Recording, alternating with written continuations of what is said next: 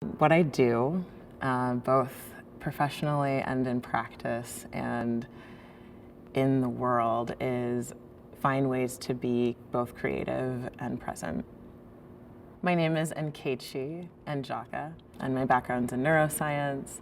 I studied that at Scripps College in Claremont, California, and then I went to grad school in Scotland and studied neuroscience there and found my way to the Bay Area looking at people's brains and how mindfulness affects their brains and their behavior. And I realized that everyone needs to know how to meditate because it can heal us all.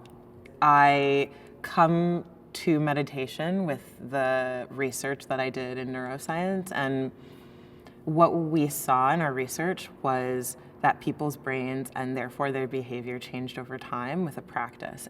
I realized that all of those things kind of boil down to stress and managing stress. So I think mindfulness is a really powerful way to sort of mitigate the everyday stresses, the everyday trauma, the everyday living that kind of sits in our bodies.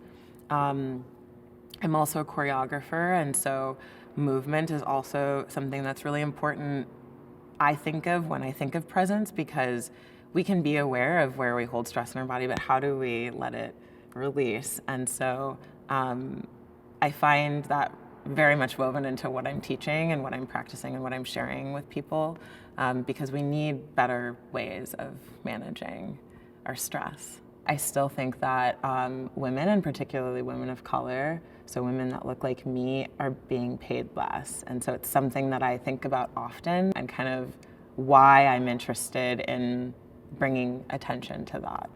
One of the ways in which I'm moving the needle forward in the conversation of equity, equality, equal representation, particularly in the spaces of neuroscience and wellness, and probably dance too, is increasing my own visibility, because I had one professor in college who was a woman of color, and I did the best in her class. I got an A, and science has never been really easy for me, and for some reason I got an A in her class. But I think visibility is really important, especially when I think of like all areas of my life. So we can think of education, having one predominant figure in my life who was leading, doing her life and work, and me seeing myself in that, and then moving on to wellness. So kind of coming into wellness before it was even really a thing. This is like maybe 11 years ago, and seeing nobody of color, and still doing it anyway. And then kind of now I see more women of color practitioners, and it's really exciting. But I also think that there could be more, and there are more, and there's a space for them, and there's a space for us. I am here. You are here.